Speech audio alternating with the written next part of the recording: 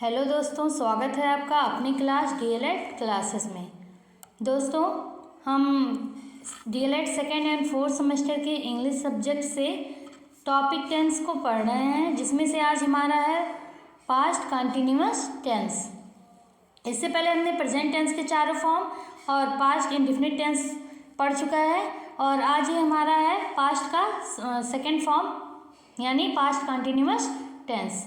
तो चलिए सबसे पहले देखते हैं कि हम इसकी पहचान कैसे करेंगे कि कौन से वाक्य हमारे पास्ट इंडेफिनिट टेंस के होते हैं। तो देखिए क्या लिखा हुआ है कि वाक्यों को, जो वाक्य होते हैं पास्ट कंटिन्यूअस के, उसके लिए कि वाक्यों के अंत में रहा था, रही थी, रहे थे आदि शब्द आते हैं तथा भूतकाल में कार्य का जारी रखना पाया जाता है।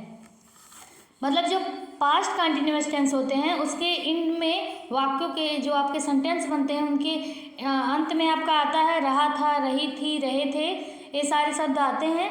और जो कार्य होता है वो हमारा पास्ट यानी भूतकाल में जारी रहता है, तो उसको हम क्या कहते हैं, पास्ट कंटिन्यूअस कहते हैं। तो चलिए इसके बनाने के नियम देख लेते हैं। बनाने के नियम में हमारा सबसे पहले है अफर्मेटिव सेंटेंस बनाने के, और उसके बाद है आपका निगेटिव सेंटेंस बनाने के लिए। तो सबसे हम अफर्मेटिव सेंटेंस को देख लेते हैं। दिया हुआ है कि वाक्यों को बनाते समय सबसे पहले कर्ता, फिर एक वचन के लिए हम क्या लगाते हैं, वाज, बहुवचन के लिए वेयर, फिर क्रिया की पहली अवस्था उसमें आईएनजी को लिखकर कर्म को लिखते हैं। मतलब सबसे पहले हमारा क्या रहेगा, सब्जेक्ट रहेगा। सब्जेक्ट अगर हमारा सिंगुलर है तो उसके लिए हम वाज लगाएंगे, और अगर हमारा सब्जेक्ट प्लूरल यानी बहुवचन है तो उसके लिए हम किसका, वेयर का प्रयोग करेंगे। फिर हमारा जो वर्ब होगा यानी क्रिया उसको लिख देंगे, उसमें आईएनजी लगाएंगे और अंत में ऑब्जेक्ट को लिख देते हैं। तो इसका फार्मूला देख लेते हैं कैसे बनता है। यहाँ पे देखिए दिया हुआ है नीचे। सबसे पहले क्या रहेगा, सब्जेक्ट, फिर वाज या वेयर। जैसा हमारा सब्जेक्ट रहेगा उसी के अनुसार हमें हेल्पिंग वर्ब लगाएंगे, या तो वाज या तो वेयर। फिर वर्ब का फर्स्ट फॉर्म उसमें आईएनजी और ऑब्जेक्ट को लिखते हैं। तो चलिए यहाँ इस पे एक टेंस हम लोग बना के देखते हैं। दिया हुआ है मैं खेत जोत रहा था। तो देखिए वाक्यों के अंत में रहा था आया है, और कार्य कैसा है, हमारा जारी है कार्य, मतलब पास्ट में जोत रहा था, समाप्त नहीं हुआ है, जारी है, इसलिए हमारा कौन सा टेंस हो जाएगा, पास्ट कंटिन्यूअस टेंस। इसको हम लोग बनाएंगे कैसे, तो सबसे पहले हम क्या लिखेंगे, सब्जेक्ट लिखते हैं। सब्जेक्ट हमारा क्या है, मैं है, आई मीन्स होता है मैं, उसकी अंग्रेजी आई, हमारा आई के साथ क्या लगता है, वाच, फिर हो जाएगा प्लाउटिंग, फिर हो जाएगा the field, I was ploughing the field, माने मैं खेत जोत रहा था। दूसरा हमारा है निगेटिव सेंटेंस।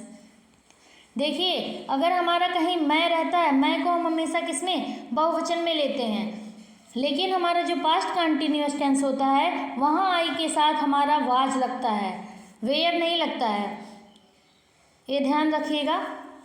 निगेटिव सेंटेंस में आते हैं, तो निगेटिव सेंटेंस बनाने के नियम, ऊपर वाला हमारा अफर्मेटिव सेंटेंस का था, अब हम देख लेते हैं निगेटिव सेंटेंस कैसे बनते हैं। निगेटिव सेंटेंस के लिए नियम दिया है कि वाक्यों को बनाते समय सबसे पहले हमारा कर्ता, फिर वाज, वेयर, फिर नॉट, फिर क्रिया की पहली अवस्था में आईएनजी लगाकर कर्म को लिखते हैं।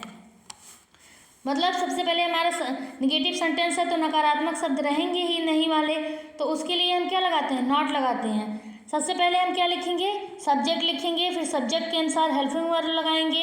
अगर हमारा सब्जेक्ट सिंगुलर है तो वाज, अगर सिंगुलर नहीं है प्लूरल है तो उसके लिए वेयर, और नहीं दिया है उसके लिए हम नॉट लगाएंगे। फिर वर्ब का फर्स्ट फॉर्म उसमें आईएनजी और ऑब्जेक्ट को अंत में लिख देते हैं। तो ये हमारे पास्ट कंटिन्यूअस टेंस के निगेटिव सेंटेंस थे, बनाने का नियम था।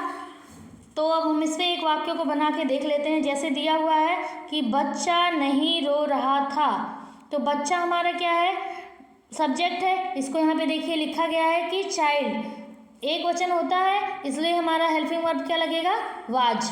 वाज लगाने के बाद यहाँ पे नहीं है तो नॉट लगा देंगे। रोने की इंग्लिश हो जाती है वीप, ये हमारा वर्ब है, उसमें हम क्या लगा देंगे, आईएनजी। ऑब्जेक्ट नहीं दिया हुआ है इसलिए ऑब्जेक्ट नहीं लगा रहे हैं।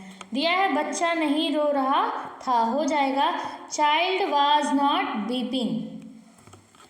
तो दोस्तों ये हमारा पास्ट कंटिन्यूअस टेंस की पहचान थी कि इसको हम पहचानते हैं कैसे, और इसके बनाने के नियम में हम लोगों ने अफर्मेटिव और निगेटिव सेंटेंस सीखा कि इसके अफर्मेटिव सेंटेंस कैसे बनते हैं, निगेटिव सेंटेंस कैसे बनते हैं, उसके बनाने के नियम थे। इसको आप लोग ध्यान से देखिएगा और अभ्यास कीजिएगा और बनाइएगा, जिससे आपको आसानी से समझ में आए।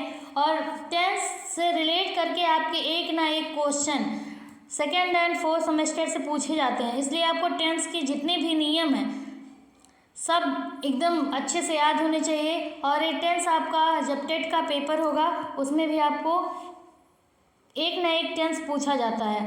तो इसके लिए आप लोग क्या कीजिएगा, अच्छे से इसको पढ़ाइएगा और जितना भी आपका ग्रामर में दिया हुआ है उसको सारा टेंस ख़त्म करने के बाद जितना भी आप में दिया हुआ है सब पढ़ाएंगे। ध्यान से इसको देखिएगा और आगे पढ़ने के लिए हमारे चैनल से जुड़े रहिएगा। हमारे चैनल को सब्सक्राइब कीजिएगा, शेयर कीजिएगा अपने दोस्तों और मित्रों में, और अच्छे से इस पर अभ्यास कीजिएगा।